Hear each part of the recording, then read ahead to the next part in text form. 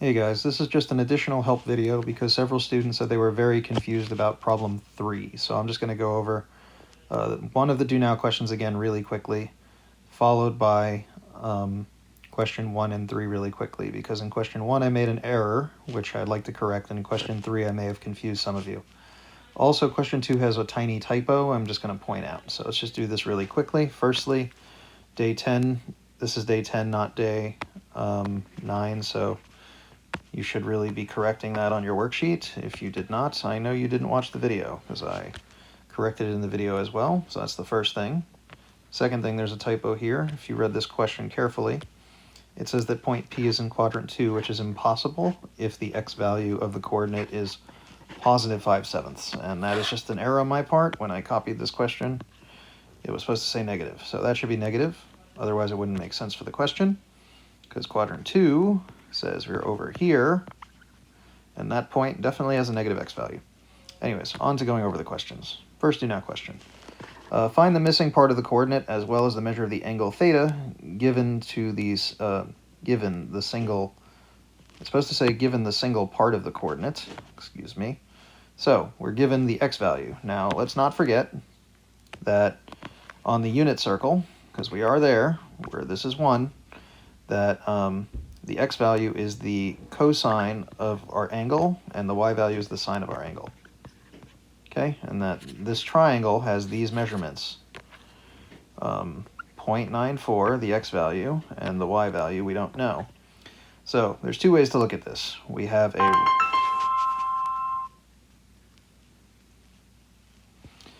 Alright, there are two ways to look at this. We can either use the Pythagorean theorem and figure out what y is, rounding our answer to the nearest that I specify. I did not specify. Let's round it to the same decimal that our current value is rounded to. Or we can use the Pythagorean identity, which we would have seen in yesterday's lesson. So, firstly, we'll use the Pythagorean theorem. So it's a squared plus b squared equals c squared. And we know one of our points is 0.94. It should be negative, right? Oh no, it's positive 0.94 because we're in quadrant 1. That's squared plus b squared equals 1 squared. That's the Pythagorean theorem on a right triangle. All right. Now, if we solve that, we'll get the same thing if we use the Pythagorean identity, which you need to learn, so that's why we're going to do that. So sine square theta, which is the y value, plus cosine square theta, which is the x value, equals 1, which is really just 1 squared, because the hypotenuse on the unit circle is always 1. 1 squared is just 1, so we don't need to write a square on it.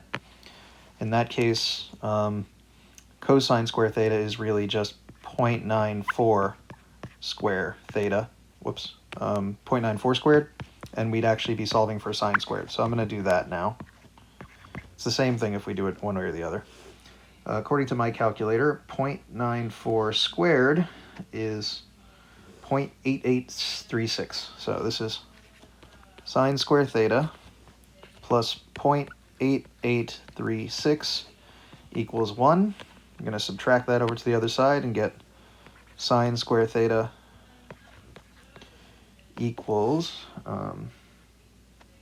just using my calculator off screen here, 0.1164. To find out what sine theta is, I'm going to take the square root of both sides, and we're going to get that sine theta, in other words our y value, because sine theta is y, equals, let me just use my calculator. Whoops. So using my calculator, I get 0.341. So I'm just going to write 0.34. So that is my y value. Same thing would happen if I used the Pythagorean theorem as what happened when I used the Pythagorean identity. Now we use the Pythagorean identity when we're using the unit circle. It's the only difference. Doesn't mean much. All right, now we can find the measure of this angle the same way we would do it in any right triangle. We're just going to apply an inverse. So if we know that sine of that angle is equal to 0.34, we can find the angle by just doing sine inverse. of 0.34. So in my calculator, I'm going to get that theta is equal to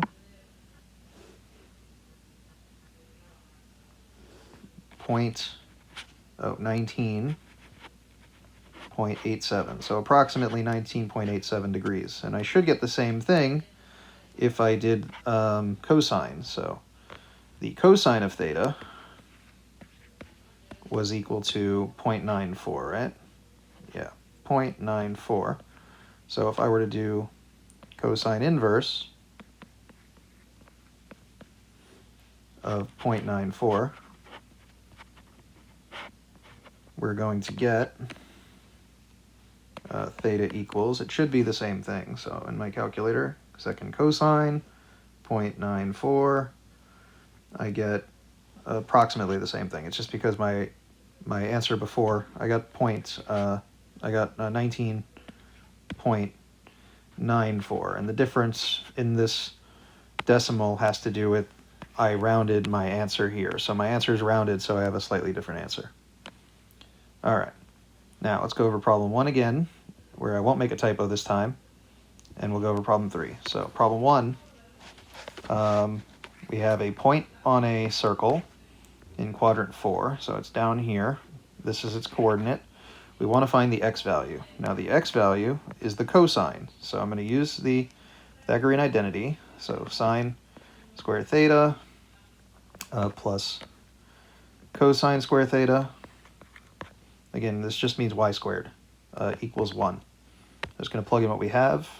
We have the y value, because sine is our y value. We're going to write it here. So negative radical 5 over 3 squared plus cosine square theta equals 1. And we're just going to solve for cosine. Negative radical 5 squared is 5, because a negative times a negative is positive, and radical 5 times radical 5 is 5. 3 times 3 is 9, plus cosine square theta equals 1. All right. I'm going to isolate cosine square theta, so I'm going to subtract the 5/9 to the other side. So cosine square theta equals 4/9. Now the mistake I made on video before was I forgot to square root both sides to get the cosine to only be non-squared. So we get cosine theta equals 2/3. All right, so that means this is 2/3. Or 2/3 squared plus negative radical 5 over 3 squared equals 1. All right, so that is our cosine. So let's say we were asked to find secant.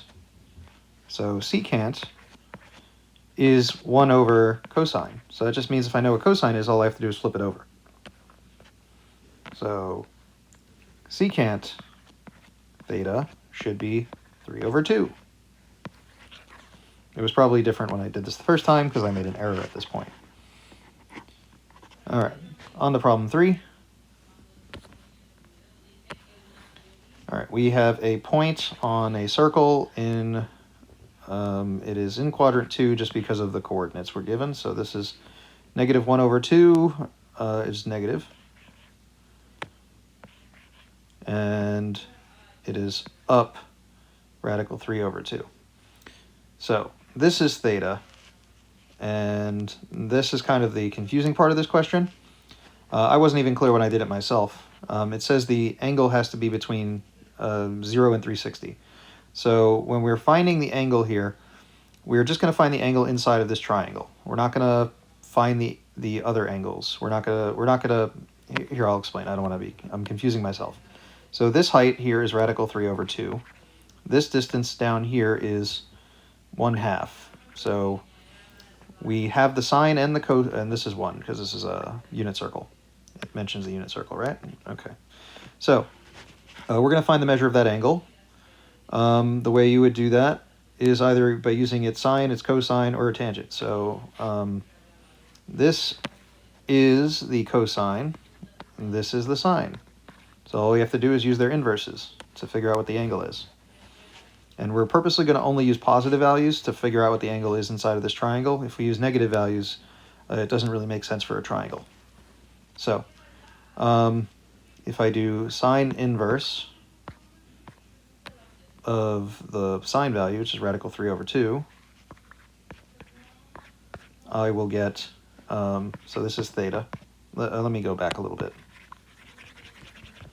I have sine of theta is equal to radical 3 over 2. So I'm going to do sine inverse. So theta equals sine inverse of radical 3 over 2. Now we know that the angle that gives us radical 3 over 2 is 60, so theta equals 60 degrees. All right. If we were to do this with cosine, we would say the cosine of the angle is equal to 1/2. Now it's negative 1/2, but we can ignore that for now, and we'll just do the cosine inverse. Oh, whoops. Cosine inverse of 1/2 is equal to theta. So I know that the cosine of 60 gives me 1/2, so theta is 1/2.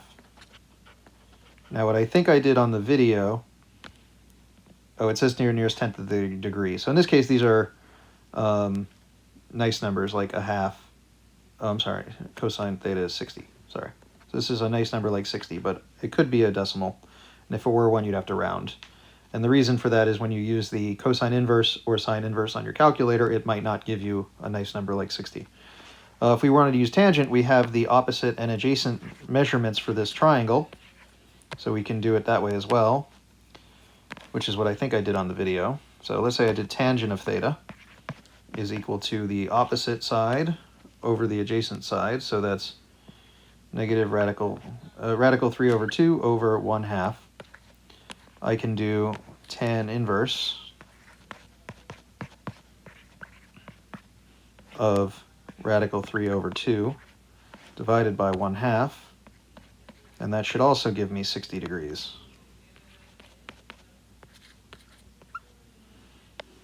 And that's how we find the angle. But that's actually just this angle, but the actual angle, if we were to say this was drawn from an angle in standard position, is this angle, which is actually 120 degrees.